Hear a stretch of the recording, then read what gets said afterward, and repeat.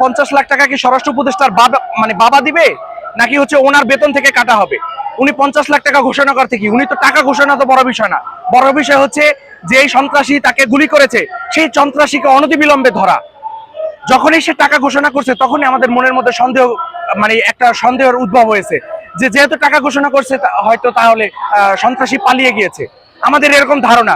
কিন্তু আইন শৃঙ্খলা বাহিনী এখন আমাদেরকে আশ্বাস দিয়ে যাচ্ছে যে সন্ত্রাসী এখনো দেশের মধ্যেই আছে, এখনো পালাতে পারে নাই।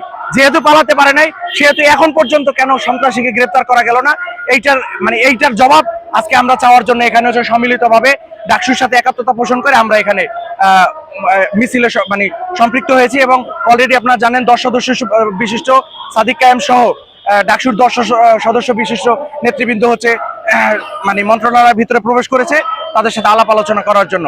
যে কেন ব্যক্তিগতভাবে স্বরাষ্ট্র উপদেষ্টার পদত্যাগ অনেক আগে থেকেই চাচ্ছি, যবে থেকে আসিয়ার ঘটনা ঘটেছে।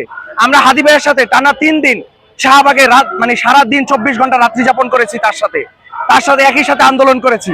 সেই হাদি ভাই তখন থেকেই বলেছে যে এই যে ধ্বজভঙ্গ যে আসিফ নজরুল এবং এই যে মানে আইন উপদেষ্টা এবং হচ্ছে যে স্বরাষ্ট্র উপদেষ্টা, আমরা তাকে ডাইপার উপদেষ্টা বলেছিলাম যে সে হচ্ছে ভালো করে চলাচল করতে পারে না, ভালো করে মানে এখন পর্যন্ত আইন শৃঙ্খলা বাহিনীর মানে যে ভঙ্গুর পরিস্থিতি সেই পরিস্থিতি থেকে সে উত্তরণ করতে পারে নাই মানে জনগণকে, দেশকে।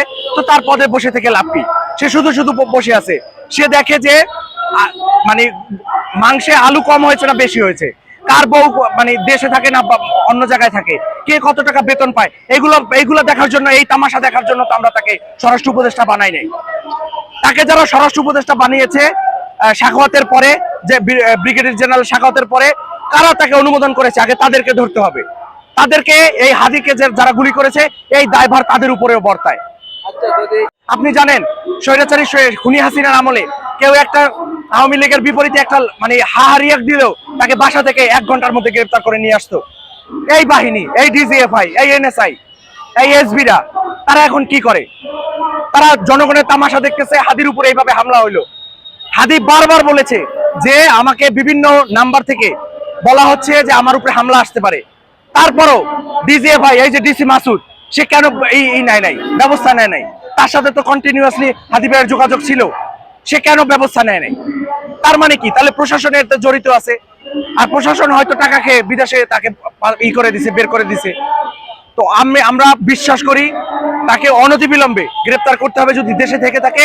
আর যদি বিদেশে পালিয়ে যায়, এই সরকারের কোনো লেজিটিমেসি নেই, কোনো নেই এখানে, মানে বৈধতা নেই।